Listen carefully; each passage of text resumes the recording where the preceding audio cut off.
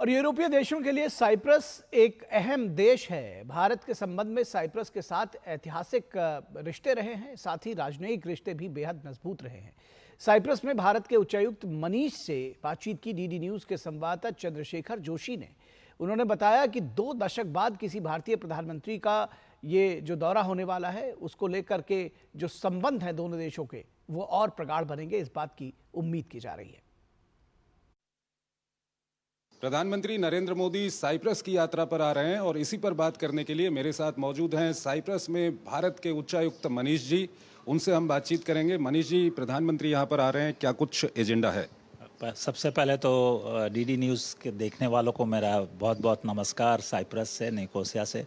ये बहुत ही महत्वपूर्ण विजिट है और मेरे लिए बड़ी और सभी भारतीयों के लिए गर्व की बात है कि प्रधानमंत्री नरेंद्र मोदी जी यहाँ की यात्रा, पहली यात्रा होगी उनकी और पहली मुलाकात होगी यहाँ के राष्ट्रपति से।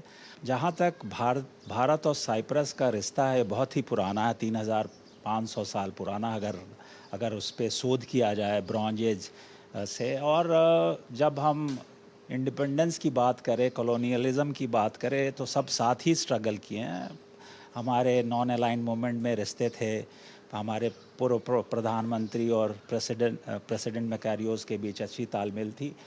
लेकिन अब जो मेन एजेंडा है, जब यूरोपियन यूनियन का मेंबर बना 2022 में, हमने 60 साल वर्षगांठ बनाई अपने डिप्लोमेटिक रिलेशनशिप की, तो हमें अपने ऐतिहासिक संबंधों को सुदृढ़ता देने के लिए कंटेम्प्रेरी कंटेंट लाने की। वो कौन कौन से क्षेत्र हो सकते हैं जिसमें दोनों देश और आगे बढ़ सकते हैं? हालांकि पहले से काफ़ी समझौते हुए हैं, काफ़ी क्षेत्रों में दोनों देश काम कर रहे हैं। देखिए, मेरा फोकस जब से मैं हूँ तो ट्रेड, इकोनॉमिक, टूरिज़्म, टेक्नोलॉजी वाले पे ज़्यादा मैंने काम किया है।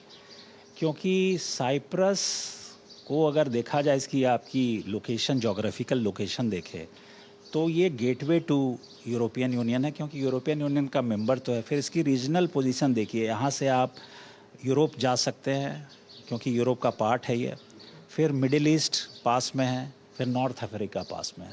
तो हमारी कोशिश है कि जो हमारे भारतीय कंपनी हैं, भारतीय निवेशक हैं, जो यहाँ पे बढ़ाना चाहते हैं अपने व्यापार या अपने इन्वेस्टमेंट या अपनी टेक्नोलॉजी को, उस यहाँ की जो व्यवस्था है, इन्वेस्टमेंट रेजीम है, सिस्टम है, उसका यूज़ करें।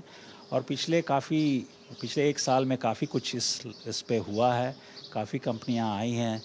आप लोगों ने देखा ही भी होगा ये कि ट्राइलैटरल कॉपरेशन, हमारे चेंबर हैं भारत के, इंडियन चेंबर ऑफ कॉमर्स या ग्रीस के या साइप्रस के, तीनों मिल के एक India Greece Cyprus investment and forum बनाया है, जिसका लॉन्च हुआ था पिछले साल। लेकिन उससे काफ़ी कंपनियां यहाँ आ रही हैं और काफ़ी नए नए रिज़ल्ट आने वाले हैं। तो साइप्रस से हमें काफ़ी फॉरेन डायरेक्ट इन्वेस्टमेंट मिलता है भारत को।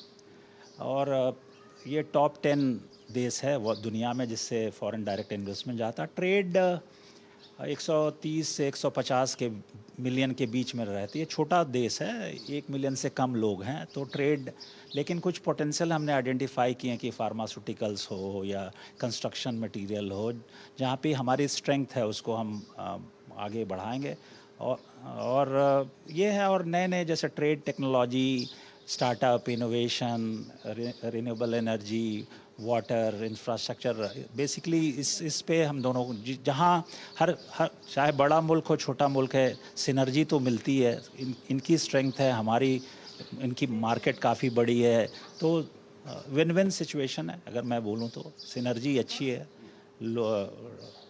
मीटिंग ऑफ माइंड्स अच्छी है, इंस्टीट्यूशनल पार्टनर अच्छे हैं, तो काफ़ी अच्छा रिजल्ट आएगा ट्रेड, टेक्नोलॉजी और टूरिज़्म में। सर, इसके अलावा अगर हम साइप्रस को देखें तो साइप्रस आतंकवाद के मुद्दे पे और उसके अलावा यूएन सिक्योरिटी काउंसिल में भारत की परमानेंट मेंबरशिप और दूसरे जो इंटरनेशनल मंच हैं वहाँ पर भारत की मजबूत दावेदारी का समर्थन करते रहा है। तो इसको लेके दोनों देशों के संबंधों को आप किस तरह से देखते हैं? ये ट्रेडिशनली हम जो भी पॉलिटिकल बायलैटरल रिलेशंस है, एक दूसरे को हमेशा सपोर्ट किया है हमने, चाहे वो क्योंकि हम ना ही कॉमनवेल्थ पार्टनर्स हैं, बल्कि हम यूएन के मेंबर भी हैं। उसके पहले भी हम नॉन अलाइंड मूवमेंट के मेंबर्स थे। तो राजनीतिक संबंध तो हमेशा से सुदृढ़ हुए हैं। और स्टेटेड पोजीशन है दोनों देशों की, वो हमें सपोर्ट करते हैं। तो मनीष जी ने बताया कि भारत और साइप्रस के संबंध पहले से ही मजबूत हैं और जब प्रधानमंत्री नरेंद्र मोदी यहाँ पर आएंगे, साइप्रस के राष्ट्रपति से मुलाकात करेंगे और दूसरी महत्वपूर्ण बैठकें होंगी, उसके बाद ये संबंध और मजबूत होंगे। कैमरामैन योगेश के साथ मैं Chandrashekhar Joshi, DD news, Cyprus.